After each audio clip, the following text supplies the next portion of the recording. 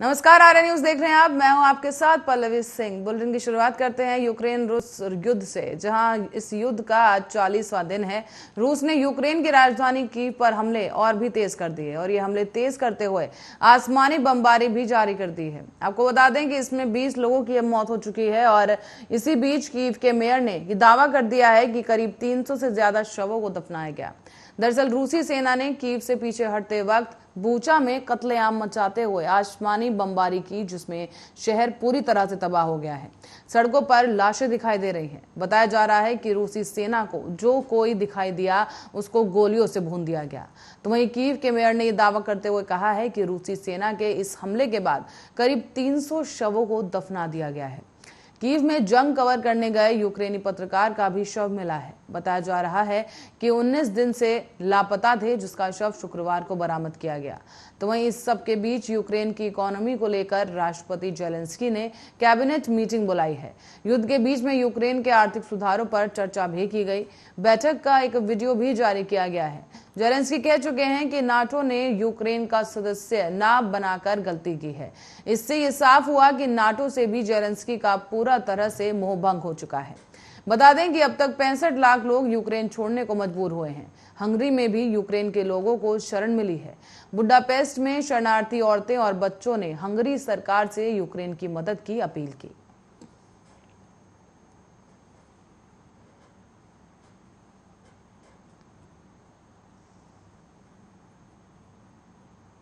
अब बात करें श्रीलंका की, तो श्रीलंका इतिहास के सबसे बड़े आर्थिक संकट से इस वक्त जूझ रहा है। अब श्रीलंका की जरूरतों की पूर्ति के लिए भारत ने मदद का हाथ बढ़ाया है। आपको बता दें कि भारत ने श्रीलंका को 40,000 टन डीजल की एक खेप भेजी है। भारत की ओर से इस तरह का ये चौथी बार सहायता दी गई है। और सरकारी ईंधन इकाई सिलोन इलेक्ट्रिसिटी बोर्ड के अधिकारियों ने बताया है कि भारतीय डीजल आपूर्ति से देश में जारी बिजली कटौती में थोड़ी राहत मिलेगी। श्रीलंका में बृहस्पतिवार को 13 घंटे तक बिजली की कटौती की गई, जो कि 1996 में बिजली विभाग के कर्मचारियों की हड़ताल के दौरान 72 घंटे की कटौती के बाद दूसरी सर्वाधिक सबसे लंबी बिजली कटौती है। भारतीय उच्चायोग ने यह भी ट्वीट करते हुए बताया है कि भारत की ओर से श्रीलंका को और ईंधन की आपूर्ति की गई है। $50 करोड़ की ऋण सहायता के जरिए भारतीय सहयोग के अंतर्गत 40,000 मीट्रिक टन डीजल की एक खेप कोलंबो में आज ऊर्जा मंत्री जेमिनी लोकुज को सौंप दी गई है। भारत ने पेट्रोलियम उत्पादों की खरीद के लिए $50 करोड़ की ऋण सहायता की फरवरी में घोषणा के बाद अब श्रीलंका को आर्थिक संकट से उबारने के लिए हाल ही में $1 अरब की ऋण सहायता की घोषणा की थी। उच्चायोग ने यह लिखा कि ऋण सहायता के तहत ये चौथी खेप है। पिछले 50 दिनों में भारतीय कुओं से श्रीलंका के लोगों तक 2 टन ईंधन की आपूर्ति की जा रही है। श्रीलंका फिलहाल इतिहास के सबसे खराब आर्थिक संकट के दौर से गुजर रहा है। ईंधन, रसोई गैस के लिए लंबी कतारें हैं और आवश्यक वस्तुओं की जो है आपूर्ति की जा रही है। बिजली की लंबी कटौती के कारण श्रीलंका में अशांति पैदा हो गई है।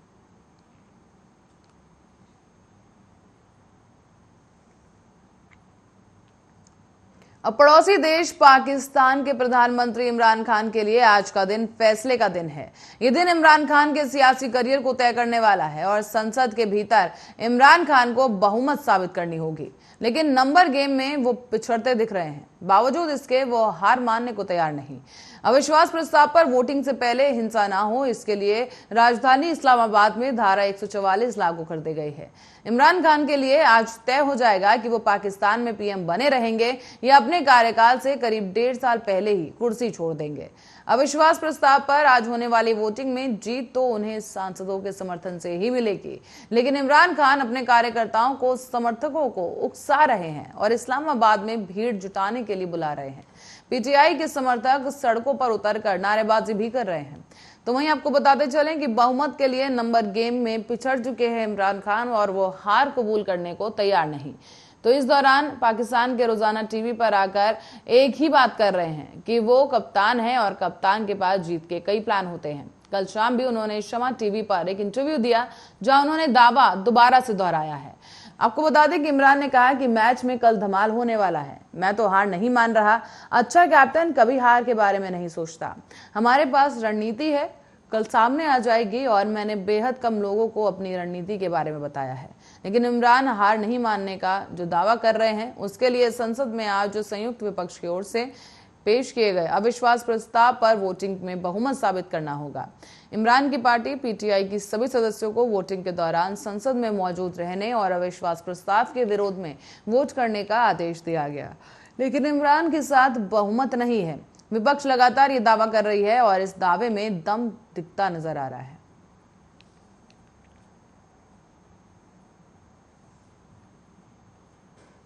तो वहीं पाकिस्तान में सत्ता दल और विपक्षी दलों के बीच सियासी जंग नेशनल असेंबली के अंदर और बाहर दोनों जगह लड़ी जा रही है। असेंबली में जंग अविश्वास प्रस्ताव पर बाजी मारने को लेकर है, तो वहीं बाहरी जंग है जुबानी जंग जो कि जारी है। नेशनल असेंबली में विपक्ष के नेता शहबाज शरीफ ने हाल ही में दिए गए अपने बयान में भिखारी चयनकर्ता नहीं हो सकते का बचाव करते हुए कहा कि इस तरह का बयान उन्होंने पहली बार नहीं दिया है। वो लगातार इस मुद्दे को उठाते रहे हैं। साथ ही पीएमएल-एन के अध्यक्ष ने प्रधानमंत्री इमरान खान के राष्ट्र के साथ सवाल जवाब सत्र के तुरंत बाद ही एक प्रेस कॉन्फ्रेंस की और कहा कि हम एक के बाद एक कर्ज लेते जा रहे हैं, हमें इन बेड़ियों को तोड़ना होगा, लेकिन इन्हें तोड़ना आसान नहीं। उन्होंने ये भी कहा कि मुझे इमरान खान की बकवास की परवाह नहीं है। अगर देश आर्थिक रूप से सशक्त नहीं है तो इसकी आजादी का कोई मतलब नहीं रह जाता। आत्मनिर्भरता के बिना स्वतंत्रता संभव नहीं है। शहबाज शरीफ ने यह भी कहा कि पाकिस्तान अभी तक आर्थिक रूप से स्वतंत्र नहीं हुआ है। उन्होंने जर्मनी और जापान का उदाहरण देते हुए कहा कि दोनों ही देश द्वितीय विश्व युद्ध में हार गए थे, लेकिन इन सब ने कड़ी मेहनत से अपना अलग मुकाम हासिल किया।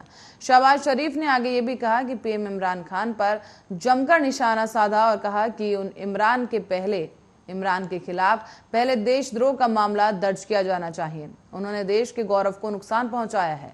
अगर राजनेता देशद्रोह और देशभक्ति में शामिल होते हैं तो मामला हाथ से निकल जाता है। आपको बता दें कि शहबाज का देशद्रोह का बयान तब आया जब पीएम इमरान ने आरोप लगाया कि उनके खिलाफ अविश्वास प्रस्ताव एक विदेशी साजिश है। शहबाज ने यह भी कहा है कि इमरान खान हार मानने के बजाय देश को बांटने में लगे हैं। वो संवैधानिक और कानूनी रास्ते पर चलने से इनकार कर रहे हैं। वो सीधे संविधान पर हमला कर रहे हैं।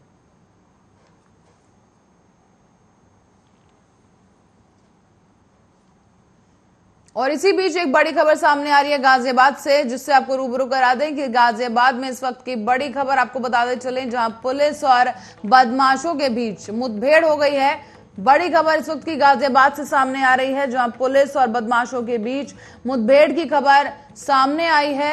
इस मुठभेड़ में बदमाश मुकेश को गोली लगी है। आपको बता दें कि 25 लाख की लूटकांड में शामिल था मुकेश, और इस दौरान मुठभेड़ की गई जिसमें आरोपी मुकेश घायल हो गया है। फिलहाल पुलिस ने लूटे गए 10 लाख कैश और पिस्टल बरामद की और मुकेश ने 2 साथियों के साथ मिलकर ये लूट की वारदात को अंजाम दिया था। मसूरी क्षेत्र के गगनहर के पास ये मुठभेड़ हुई है।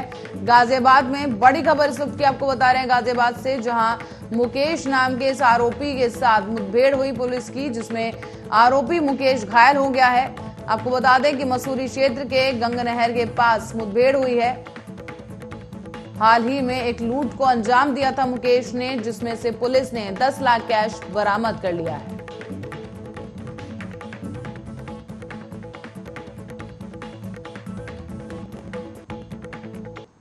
तो वहीं बढ़ेंगे अगली खबर की ओर। हिंदू नववर्ष के उपलक्ष्य में हिंदू समाज करौली के तत्वाधान में करौली शहर की सड़कों पर निकाली जा रही है हिंदू भगवा ध्वज रैली, जिसमें अचानक से एक समुदाय के लोगों के द्वारा किए गए पथराव के कारण विवाद पैदा हो गया है।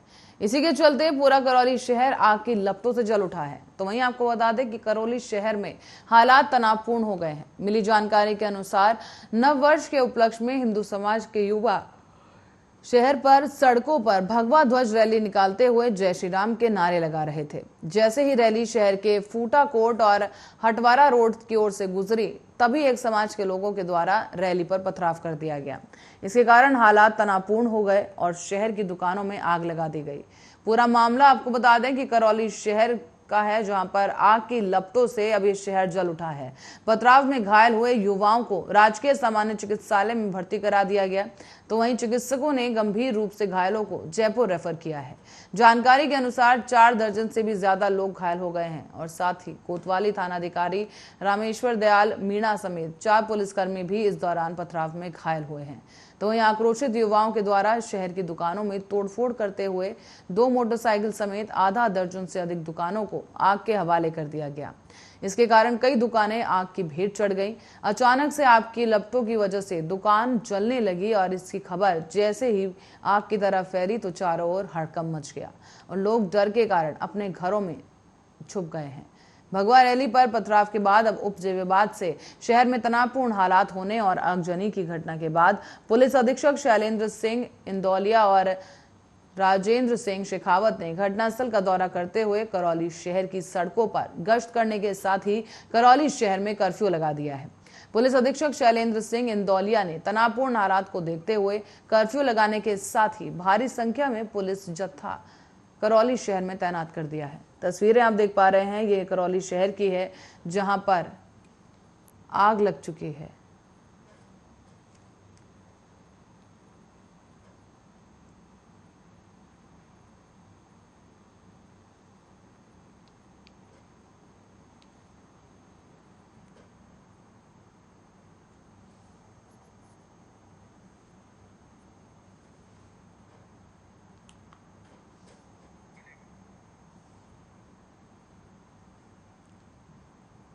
और इसी बीच एक और बड़ी खबर प्रतापगढ़ से सामने आ रही है, जिससे आपको रूबरू करा दें कि प्रतापगढ़ से ये खबर सामने आई है। नरई से अरो जाने वाली रोड पर एक महिला का शव बरामद हुआ है। बड़ी खबर प्रतापगढ़ से इस वक्त की, एक अज्ञात महिला का शव बरामद होने से इलाके में सनसनी का माहौल है। नरई से आरो जाने वाली रोड पर इस महिला का शव बरामद हुआ है। अर्धजली मिली है महिला की लाश और इससे लोगों में हड़कंप मच गया है। फिलहाल सूचना के बाद पहुंची पुलिस ने, संग्रामगढ़ पुलिस और पुलिस ने शव को हिरासत में लेकर पोस्टमार्टम के लिए भेज दिया है। फिलहाल अब तक महिला की पहचान नहीं हो पाई है और इस मामले की जांच में जुटी संग्रामगढ़ पुलिस ने कोशिश शुरू कर दी है। और आपको बता दें कि घटनास्थल से साक्ष्य जुटाए जा रहे हैं और मामला संग्रामगढ़ कोतवाली क्षेत्र के मिश्राइनपुर पुलिया के पास का बताया जा रहा है, जहां पर एक महिला की अधजली लाश पुलिस को बरामद हुई।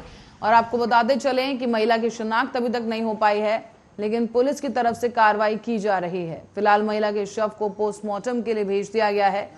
प्रतापगढ़ की एक घटना है जहां सड़क किनारे एक महिला की अधजली लाश बरामद हुई है।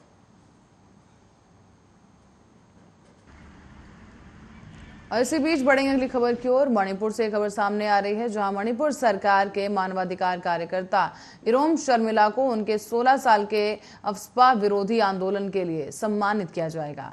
मणिपुर के मुख्यमंत्री एन बीरेन सिंह ने इरोम शर्मिला की तारीफ करते हुए कहा कि उन्होंने अफस्पा विरोधी आंदोलन के तहत 16 साल तक धरना और भूख हड़ताल करते हुए अपना आधा जीवन बलिदान कर दिया है। केंद्र सरकार ने 3 पूर्वोत्तर राज्यों में असम, मणिपुर और नागालैंड के कई हिस्सों से सशस्त्र बल विशेष अधिकार अधिनियम को हटा दिया है। इस अधिनियम के हटाने के बाद कुछ घंटों बाद ही मणिपुर सरकार ने आयरन लेडी इरोम चानू शर्मिला को उनकी 16 साल की भूख हड़ताल के लिए सम्मानित करने का फैसला किया, जो कि AFSPA यानी कि अफस्पा विरोधी आंदोलन का हिस्सा रही थी। मणिपुर के मुख्यमंत्री एन बीरेन सिंह ने ये कहा है कि हम निश्चित तौर से उन्हें आमंत्रित कर उनका सम्मान करेंगे। मैं मणिपुर के लोगों और मुख्य रूप से शर्मिला की सराहना करता हूं, जिन्होंने 16 साल तक धरना और भूख हड़ताल करते हुए अपना आधा जीवन बलिदान कर दिया है। मैं सभी लोगों को उन्हें समर्थन के लिए धन्यवाद देना चाहता हूं। राज्य में कम से कम 15 पुलिस थानों के तहत आने वाले क्षेत्रों के लिए अफस्पा को हटा दिया गया है। मणिपुर की जानी मानी मानवाधिकार कार्यकर्ता इरोम चानू शर्मिला 4 नवंबर 2020 से अगस्त 2016 तक भूख हड़ताल पर थी और 2017 के मणिपुर विधानसभा चुनाव से पहले पीपुल्स रेजिस्टेंस और जस्टिस अलायंस बनाने के पहले अफस्पा को निरस्त करने की मांग उठाई गई थी। इम्फाल के बाहरी इलाके मालौम में सुरक्षा बलों द्वारा 10 लोगों की हत्या करने के 2 दिन बाद ही इरोम शर्मिला ने अपनी भूख हड़ताल शुरू कर दी थी। 49 वर्षीय शर्मिला मणिपुर और देश में अन्य जगहों पर अफस्पा विरोधी आंदोलन का चेहरा भी बनी और अब उन्होंने असम, मणिपुर और नागालैंड के कई हिस्सों से अफस्पा हटाने के केंद्र के फैसले का स्वागत किया है। मीडिया के साथ बातचीत करते हुए उन्होंने सरकार के इस कदम को लोकतंत्र का एक वास्तविक संकेत बताया है। ये नई शुरुआत है और कई सालों से चली आ रही लड़ाई का नतीजा है। उन्होंने ये भी कहा कि अफसपा को पूरे उत्तर पूर्व भारत से स्थायी रूप से हटा दिया जाए। अफसपा अधिनियम सुरक्षा बलों को ऑपरेशन करने और बिना वारंट के संदिग्ध विद्रोहियों को गिरफ्तार करने का अधिकार देता है।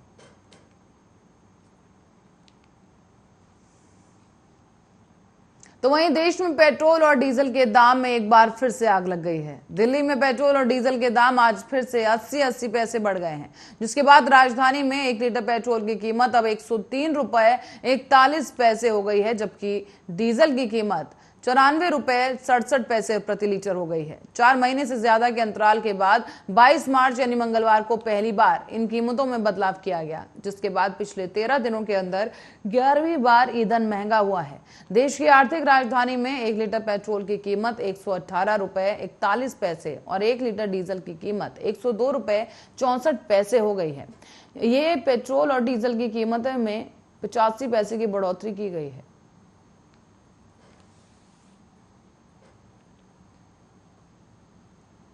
और उत्तर प्रदेश समेत पूरे देश में रमजान का पाक महीना शुरू हो चुका है। लखनऊ में रमजान का चांद नजर आ गया है और साथ ही लखनऊ के ईदगाह के इमाम मौलाना खालिद रशीद फिरंगी महली ने जानकारी देते हुए बताया कि हम लोगों ने खुद चांद देखा है।